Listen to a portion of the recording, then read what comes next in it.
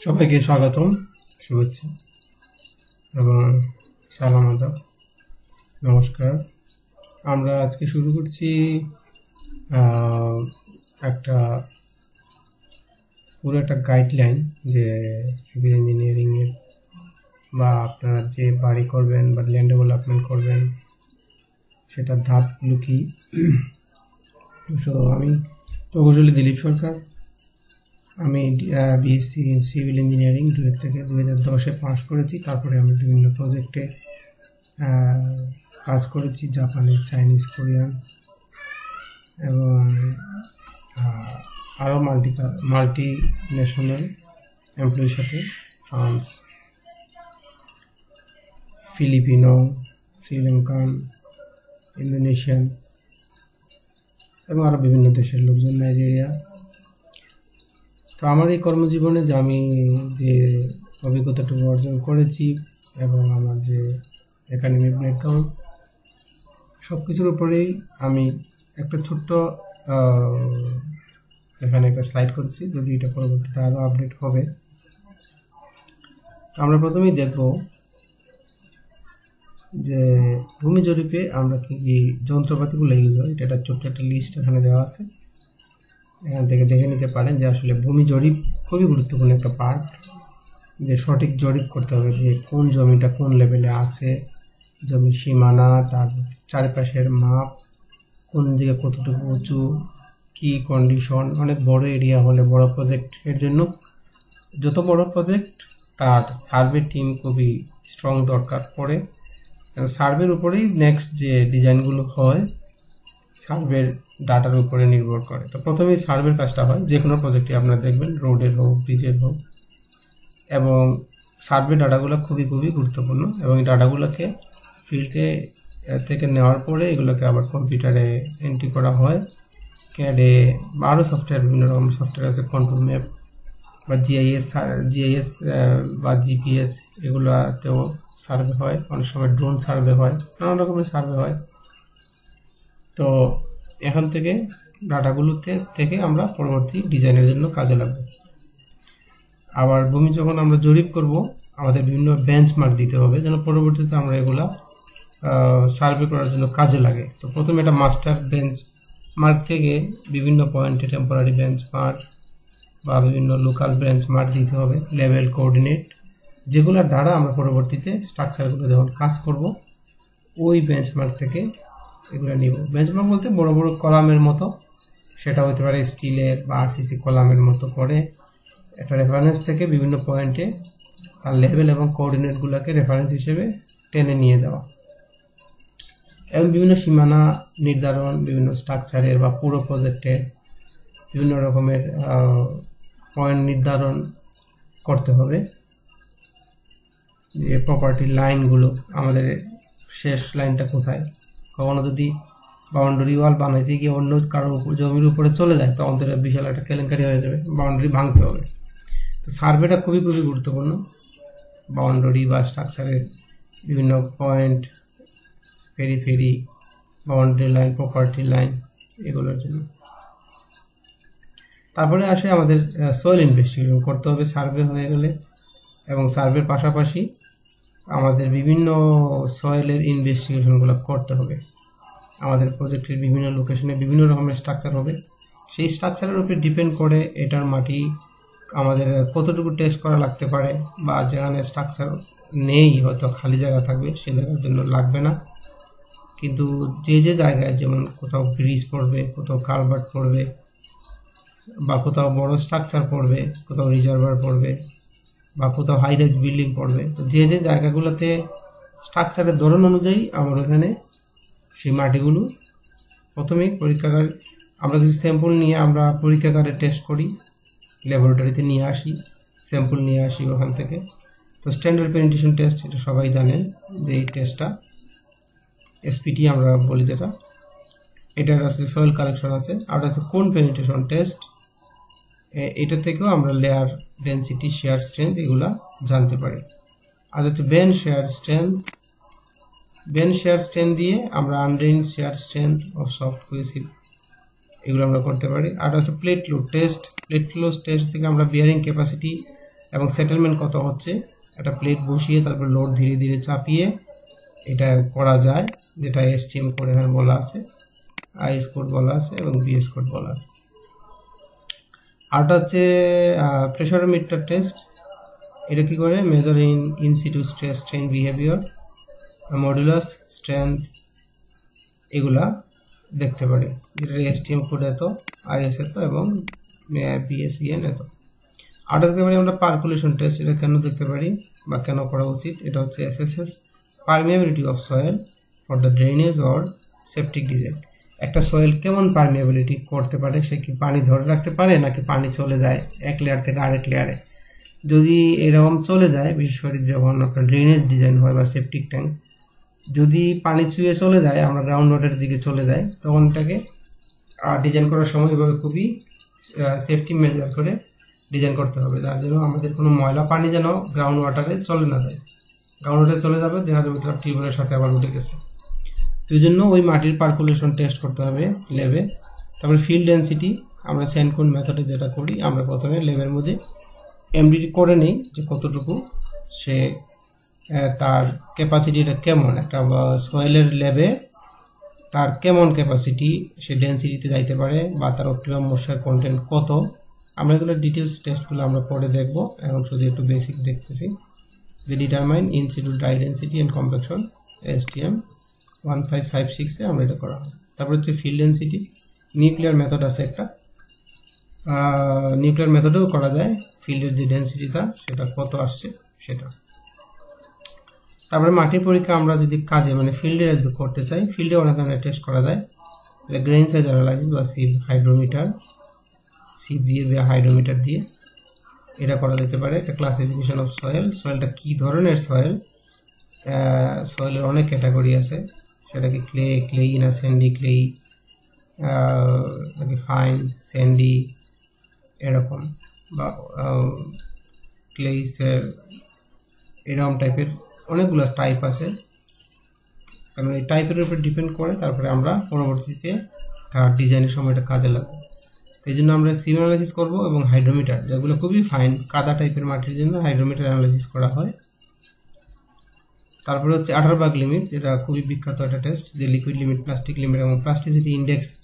এই টেস্টটাও খুবই গুরুত্বপূর্ণ এবং এটা আমরা ল্যাবে করতে পারি ফিল্ড থেকে স্যাম্পল আনার পরে।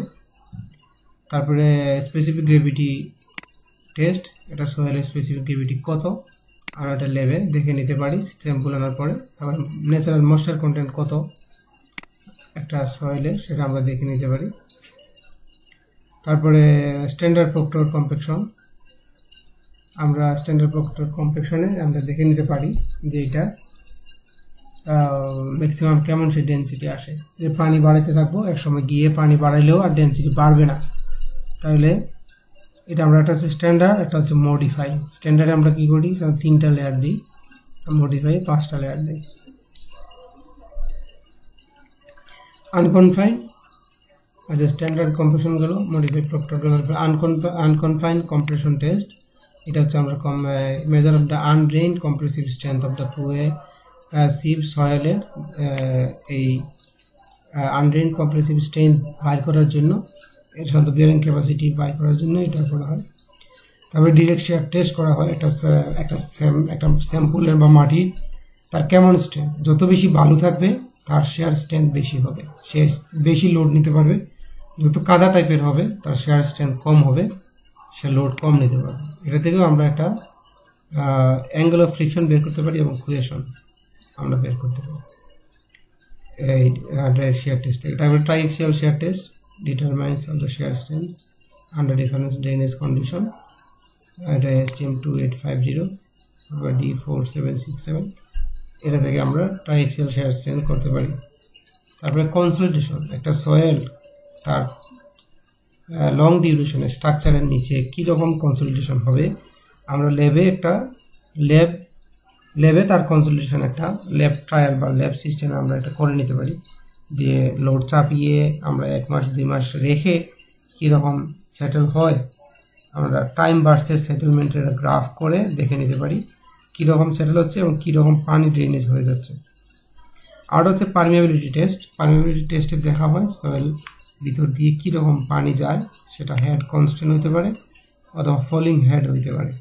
যে পানির যে হেড থাকবে, হেড অফ দ্য ওয়াটার বা প্রেশার যেটা, ওটা চেঞ্জ হইতে পারে, আবার কনস্ট্যান্ট হেডেও টেস্ট করা যাইতে পারে। এটা আমরা ল্যাবে টেস্ট করতে পারি।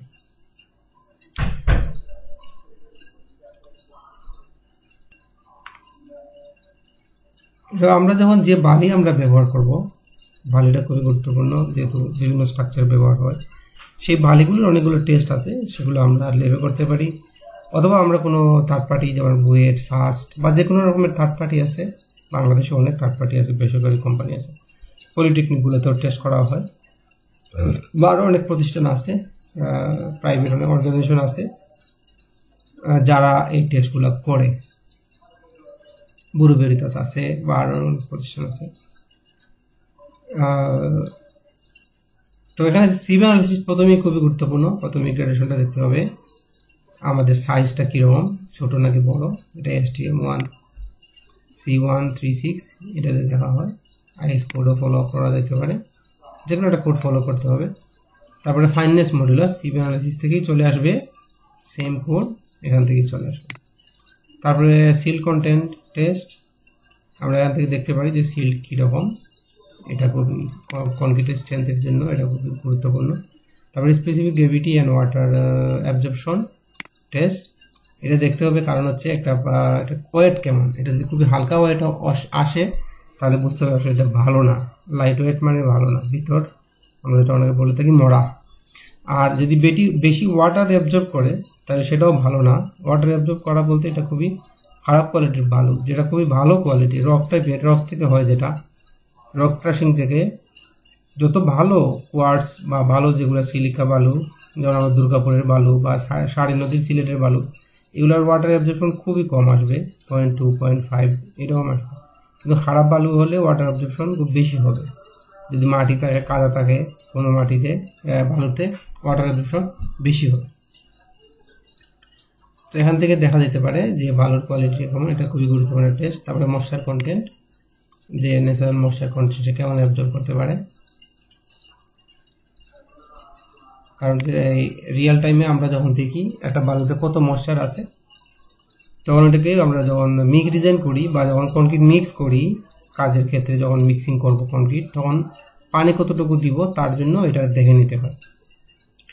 তারপরে বাল্কিং অফ স্যান্ড টেস্ট, এটা দেখতে হবে, measure of the volume increase due the moisture accurate বেচে, মানে বালুতে পানি আসলে সে কীরকম পরিমাণে ভলিউম এক্সপান্ড করে, এটা দেখে নিলে সেটা একটু ভালো হয়। তাহলে আমরা ভলিউমেট্রিক যখন ডিজাইন করা হয় কনক্রিটের, তখন এটা কাজে লাগে। ক্লে লাম্প অ্যান্ড ফায়ারেল পার্টিকেল, মানে ফরেন কোনো মেটেরিয়াল আছে কিনা, কাদা কেমন আছে, এটার জন্য এই টেস্টটা করে নিতে হবে। তারপরে অর্গানিক ইম্পিউরিটিস আছে কিনা, অর্গানিক কোনো কেমিক্যাল আছে কিনা, যেরকম কোনো কাঠের গুঁড়া, তারপরে কোনো কেমিক্যাল অর্গানিক কোনো কিছু আছে নাকি, সেটার জন্য আমাদের টেস্টগুলো করতে হবে। মাইকা কন্টেন্ট টেস্ট করতে হবে এটার জন্য, এটা আমাদের কোনো মাইকা কন্টেন্ট আছে কিনা, মানে কোন খারাপ পার্টিকেল বা চিকচিক করে যেগুলো কাচের মতো, সাধারণত যমুনার বালুতে এটা দেখা হয়। এটা খুব বেশি থাকাটা খুব ভালো না, এটা কনক্রিটের বা এই স্যান্ডের কোয়ালিটি খারাপ করে ফেলে। তারপরে সাউন্ডনেস, এটা কেমিক্যালের দ্বারা ইফেক্ট হয় কেমন, এই বালুর ভিতরে এমন কোনো নরম পার্টিকেল আছে কিনা বা কেমিক্যালে এটা ড্যামেজ হয়ে যায় কিনা, এটাকে 5টা সাইকেলে দেখতে হয়, 5 দিন। এটা সোডিয়াম বা ম্যাগনেসিয়াম দিয়ে এটি তার সাউন্ড লেভেল আছে, তার স্ট্রেংথ কেমন আছে, এটা কেমিক্যাল টেস্ট বলা যেতে পারে। তারপরে ডেন্সিটি এবং বয়েড টেস্ট C29 STM, এটার দ্বারা বাল্ক ডেন্সিটি এবং তার বয়েড রেশিও এটা বাইর করতে হবে কনক্রিটের মিক্স প্রপোর্শনের জন্য। এটা গেল বালু। তারপরে পাথরের টেস্টের জন্য সিভি অ্যানালাইসিস বা গ্রেডেশন, এটা STM C136 সেম কোড। তো এটার দ্বারাও আমরা এই যেমন আমরা সাইজগুলো দেখে নিতে পারি। যদি সাইজ হচ্ছে কি, যে সাধারণত অ্যাঙ্গুলার শেপ হলে ভালো, অ্যাঙ্গুলার শেপটা বা একই রকমের শেপটা হওয়া ভালো না। আমরা গ্রেডেশন করলেই বুঝতে পারবো এর মধ্যে মিক্স আছে কিনা, মানে ভিন্ন ভিন্ন লেয়ারে ছোট বড় সব আছে কিনা। যেমন 5 মিলি থেকে শুরু করে 20 মিলি পর্যন্ত সাধারণত, মানে 5 মিলিমিটার সাইজ থেকে 20, সাধারণত কনক্রিটে এই সাইজটাই বেশি ব্যবহার করা হয়।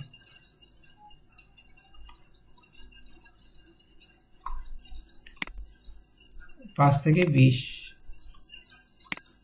মিলিমিটার, এইটা স্ট্যান্ডার্ড। এটার মধ্যে জন্য সবগুলো সাজানো থাকে, শুধুমাত্র 10 হইলো তাও হবে না, শুধুমাত্র 20 হইলো তাও হবে না, শুধুমাত্র 8 আসলো সবগুলা তাও হবে না, এতে কংক্রিটের কোয়ালিটি ভালো হবে না। তাই সমভাবে ডিস্ট্রিবিউশন হতে হবে। তারপরে ফাইননেস মডুলাস দেখতে হবে পাথরের, specific gravity and water application বালুতে আমরা যেভাবে দেখছিলাম সেটা এখানেও সেম দেখতে হবে। এটা যত বেশি স্ট্রেংথ থাকবে, যত ওয়েট থাকবে তত ভালো। যদি হালকা ওয়েটের হয় স্পেসিফিক গ্রেভিটি কম আসবে, ওয়াটার অ্যাবজর্পশন যদি বেশি আসে সেটাও ভালো না, খারাপ। ওয়াটার অ্যাবজর্পশন যত কম আসবে তার স্ট্রেংথ তত ভালো, মানে বোঝা যায় যে সেটা ভালো কোয়ালিটির। তারপরে ন্যাচারাল যখন আসবে মাটি, আমরা যখন এটাকে কনক্রিটের জন্য আমরা ইউজ করব তখন তার ন্যাচারাল ময়েশ্চার কন্টেন্টটা দেখে নিব, কারণ আমার কতটুকু দিতে হবে মিক্স ডিজাইন থেকে এটা আমার ডিটারমাইন করার জন্য। তারপরে এগ্রিগেট ক্রাশিং ভ্যালু, একটা স্ট্রেংথ কেমন একটা পাথরের সেটা বোঝার জন্য এটার দ্বারা টেস্টটা করে নিতে হবে। বিএস কোড আছে, আবার আইএস কোডও আছে, এখানে বিএসটা নেই, তবে আমরা পরবর্তীতে আলোচনা করবো। তারপরে এগ্রিগেট ইম্প্যাক্ট ভ্যালু, এটাও স্ট্রেংথ দেখা হয় যে তার টাফনেস কেমন, তার স্ট্রেংথ কেমন আছে। এটাতেও আমরা কি দেখতেছি রেজিস্ট্যান্স কেমন আছে ক্রাশিংয়ে, আমরা যদি একটা অ্যাপ্লাই করি, একটা লোড দিই সেটা। আবার লস অ্যাঞ্জেলেস অ্যাব্রেশন টেস্ট, এটাও তার স্ট্রেংথ টেস্ট করা হয়। মেশিনের ভিতরে বল থাকবে, আর আমরা সব স্যাম্পলগুলো দিয়ে দিব, লোহার বল থাকবে এবং সেখানে সে কীভাবে রোটেট করতে থাকবে 500 বার। তো তার স্ট্রেংথ যত বেশি থাকবে সে কম ভাঙবে, তো যত বেশি অ্যাব্রেশন হয়ে যাবে, লস হয়ে যাবে, তার ক্ষতি বেশি বা সেটা দুর্বল, আর যেটার কম লস হবে সেটা ভালো। তারপরে ফ্লাকিনেস এবং ইলংগেশন, যদি ফ্লাকি বেশি হয় সেগুলো ভালো না, ইলংগেটেড হইলেও ভালো না।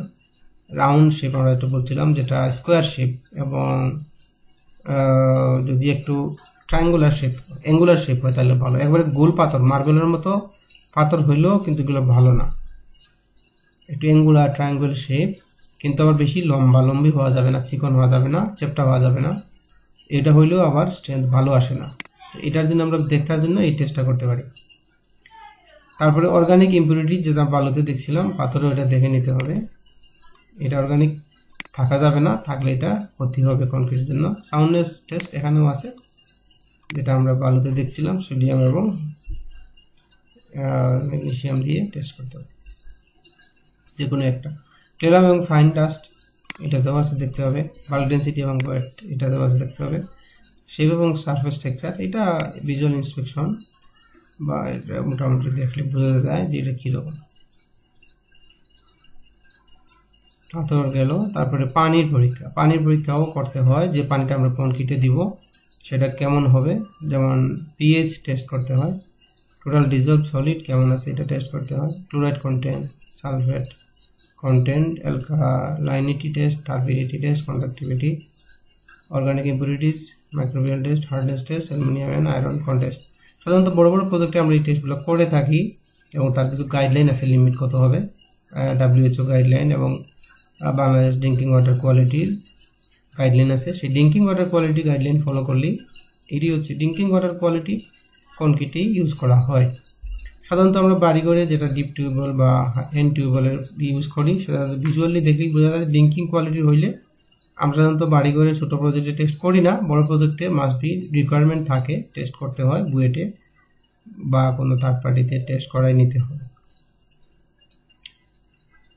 তারপরে হচ্ছে আমরা দেখে নিই যে ডিজাইন বা ধাপগুলো কীরকম।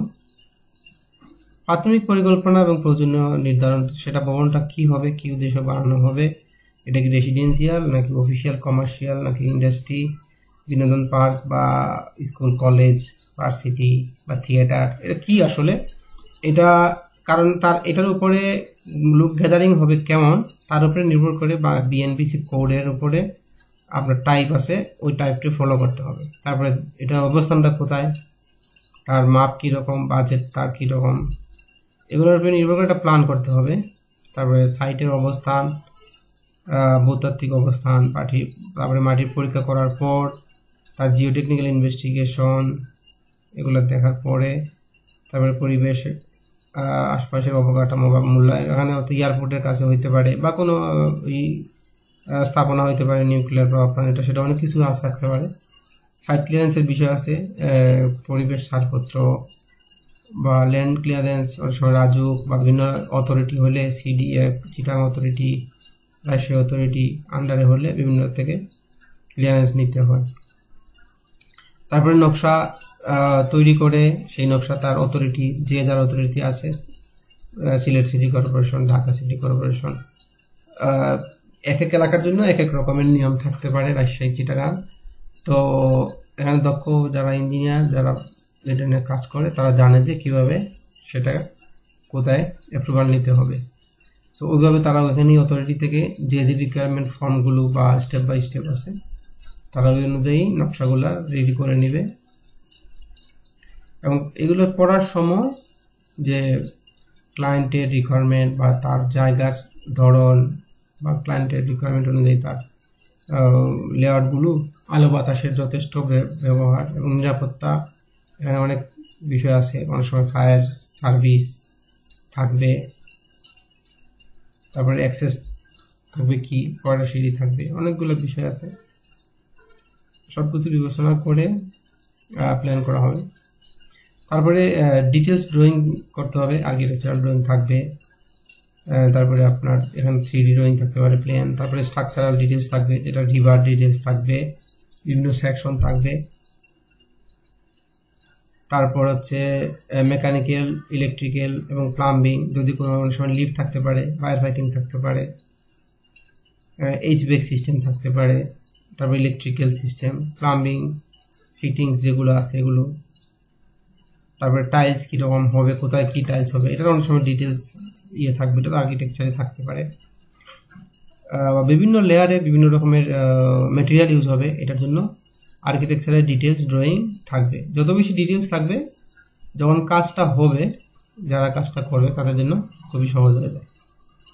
তারপরে অনুমোদন এবং লাইসেন্স গ্রহণ, সব কিছু হয়ে গেলে, বাট এগুলো সব ডিটেলস ড্রয়িং হয়ে গেলে অনুমোদন নিয়ে নিতে হবে এবং কাজের পরিকল্পনা, বাজেট, সব কিছু টাইমলাইনগুলো সেট করে নিয়ে মেটেরিয়াল সোর্সিং করা, কোথা থেকে কী মেটেরিয়াল আনবে, বা অনেক সময় বিভিন্ন মেটেরিয়াল আগে থেকে চেক করে নিতে হয়, টেস্ট করে নিতে হয় যে হ্যাঁ এইটা আমাদের সাথে মিলতেছে কিনা ডিজাইনের সাথে, বা সাব কন্ট্রাক্টর ঠিক করা, সাপ্লায়ার ঠিক করা, এগুলো সব অনুমোদন করে নিতে হবে।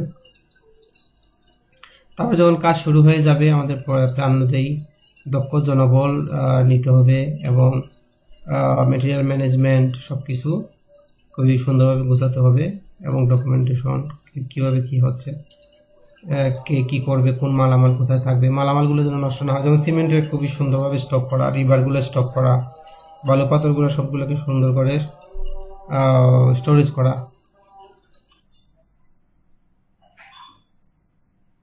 তো নির্মাণ তদারকি খুবই গুরুত্বপূর্ণ। আমরা যেটা সবচেয়ে বেশি বাংলাদেশে অবহেলা করা হয়, যখন কাজ হয় সঠিক শাটারিং, সঠিকভাবে শাটারিংয়ের গ্যাপ এবং তার যে ডাইমেনশনগুলো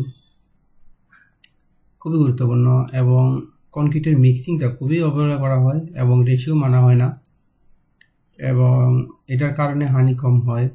কনক্রিটের স্ট্রেংথ খারাপ হওয়া মানে পুরো স্ট্রাকচারেরই খারাপ অবস্থা, এবং কনক্রিটের স্ট্রেংথ খারাপ হয়ে গেলে বা কনক্রিট যদি পোরাস হয়, পানি ঢুকে যায়, কনক্রিটে পানি ঢুকে গেলে রিভার রাস্ট হয়ে যাবে। রিভার রাস্ট হয়ে যাওয়া মানে পুরো বিল্ডিংয়ের আর এটা কিছুই থাকবে না, এটা কলা পাতা বা কলা গাছের মতো হয়ে যাবে, এত দুর্বল হয়ে যাবে। হয়তো 100 বছরের আমরা ডিজাইন করা হয়, কিন্তু ওই বিল্ডিংটা 10-15 বছর পরেই ভিতরে জং ধরে গিয়ে প্লাস্টার পড়ে যাবে, যেটা অনেক আমরা বিল্ডিংয়ে দেখি, যেটা ওইরকম হয়।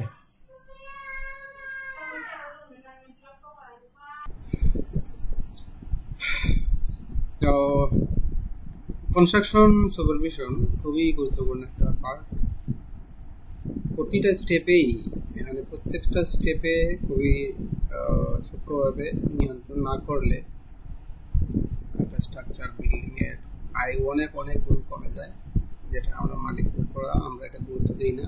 ওই মিস্ত্রি করতেছে, করুক, ওরাই তো অনেক ভালো, এক মিস্ত্রি 100 বিল্ডিং করছে, কিন্তু 100 বিল্ডিং করছে কিন্তু ওরা তো কোয়ালিটিফুল কাজ করছে কিনা, আর ওদের যখন কোনটাকে কাজ নেই তত দ্রুত শেষ করতে পারে ততই ভালো। এই জন্য কোনটাকে কাজ কাউকে দিলে তার কাউন্টার মেজার হিসাবে অবশ্যই একটা যে লেভেলেরই হোক, একটা ডিপ্লোমা ইঞ্জিনিয়ার, একটা বিএসসি ইঞ্জিনিয়ার, যার যেমন সামর্থ্য আছে একজনকে রাইখা দিতে হবে মালিক পক্ষ থেকে। এবং মালিক পক্ষ নিজেও মাঝে মধ্যে যাবে এবং মনিটরিং করবে প্রতিদিন কি হচ্ছে না হচ্ছে, তার পিকচার নিতে পারে, পিকচার আকারে একটা রিপোর্ট নিতে পারে সুপারভিশন ইঞ্জিনিয়ার থেকে, সাইট ইঞ্জিনিয়ার থেকে, তুমি ওদের কী হচ্ছে তা প্রতিদিন পিকচার আকারে দিবা। দেখলে পিকচার দেখলেও একটা কাজের কিছুটা বোঝা যায় যে না হ্যাঁ কাজটা কীরকম হচ্ছে।